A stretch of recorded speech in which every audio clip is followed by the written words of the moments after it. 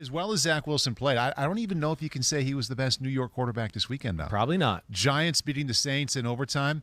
How about this? Daniel Jones, 28 out of 40 for 402. 402. A couple of touchdowns. And, let me just say, a lot of just great throws. It wasn't, good game plan design plays. But, again, I think a game plan where they asked him to make a lot of high – Jason Garrett got people open. I'm not even trying to say that. I'm just more trying to say they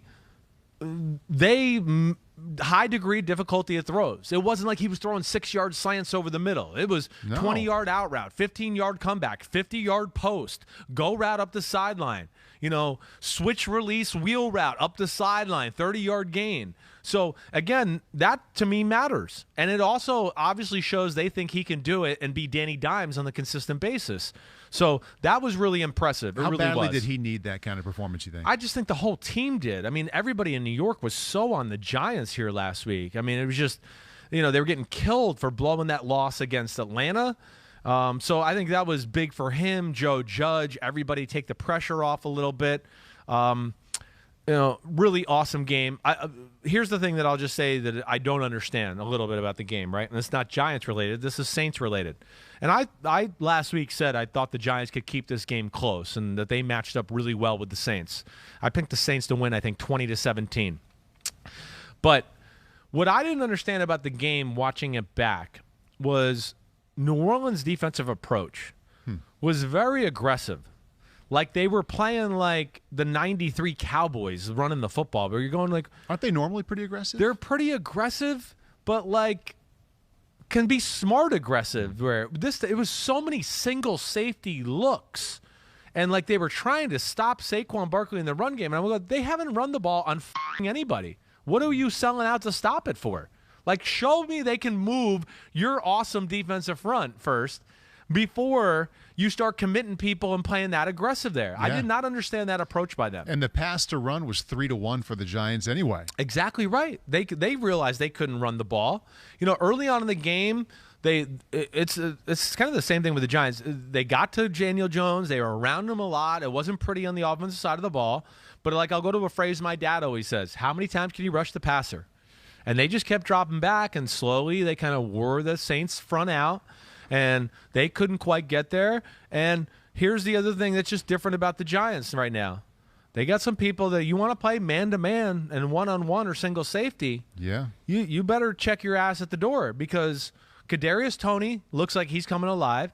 Galladay's for real. Mm-hmm. John Ross. Playing well. Yeah, I mean, John Ross, take your chances. You want to bump and run him too many times, see how that works out for you. Yeah. And then we didn't even have Darius Slayton last week, right? So, from that aspect, that's where I just didn't understand the Saints' approach. I really didn't. That was kind of confusing to me. To pay off what you said about Galladay and Toney, I mean, back up a few months, everybody was saying they have to go out and spend money on a receiver in free agency. Yeah. They got Galladay. They have to get one early. Right. They got Toney. Right. 12 catches, $194. It's only one game, but if you're really into how a team is put together and what they're looking to get or what they knew they had to have, that's a pretty good game. Yeah, 100%. The play we're going to tee up here now, fourth quarter, they're trailing 21-10. I know. So the numbers are great anyway for Jones, but when you consider they came back in that fourth quarter down double digits, this is fourth quarter, a little over 7 minutes left, and the Giants with the ball. And why?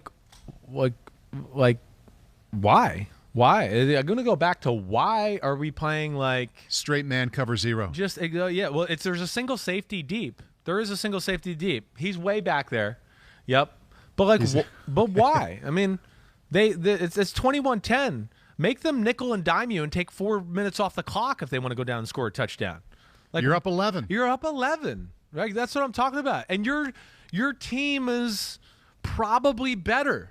So why take those chances? So it's a double whammy here, and then we're going to get to the top of the screen with Marshawn Lattimore, where I'm going to go, why is he taking this chance on top of this? So it's why Dennis Allen play this defense? Why Marshawn Lattimore play the coverage like this? And this is, again, I think it's a cover 3 look, right? It's like a 3-match look, I'm pretty sure. Because Lattimore, man-to-man on Barkley, no, that's not going to happen.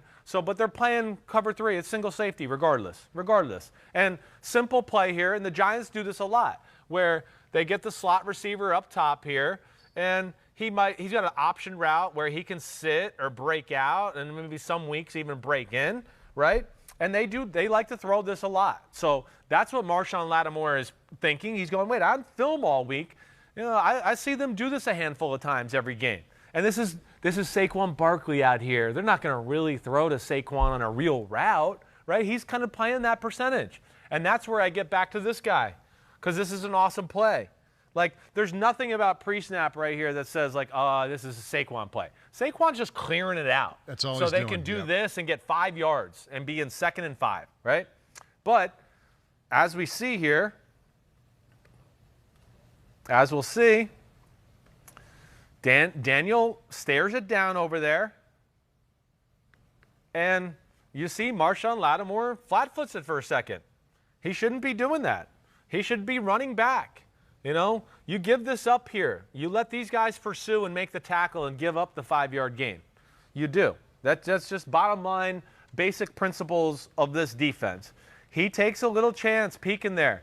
And it looks like Danny really stared him down hard. And, of course, he sees the other thing that he sees is he sees the quick drop. It's just a one step, right? One step. Like, now that's get where he's settled. going. He's right. not just looking off. He's going to the tight end. He's going to the tight end. Yeah. But he has enough vision and he's played enough now to go, wait, that corner shouldn't be sitting there like that. He shouldn't be sitting like that flat-footed here, reading me like that. And once he sees that, boom right over.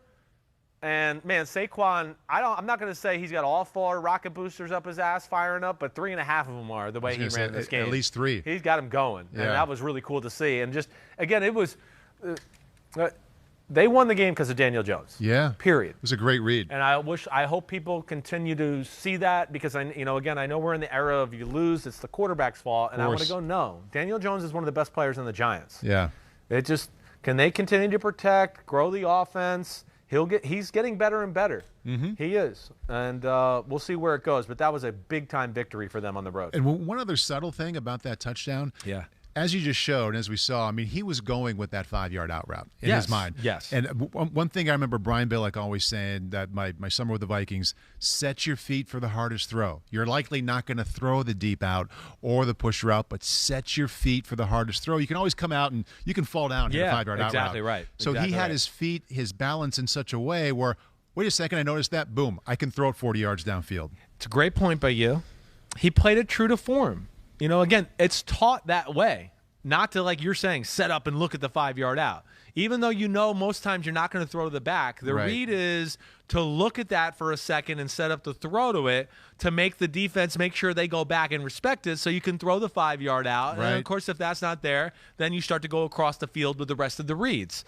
But because he stayed true to form, like we talked about with Mahomes and everything, his eyes, his feet were all in the right place, and it ended up to being a one-play 54-yard touchdown pass that got them back in the game and, of course, helped them to win the game ultimately. I'm sure it's a play that made his offensive coordinator, Jason Garrett, very proud. Thinking about Garrett and the Giants, they played the Cowboys this weekend. Yeah.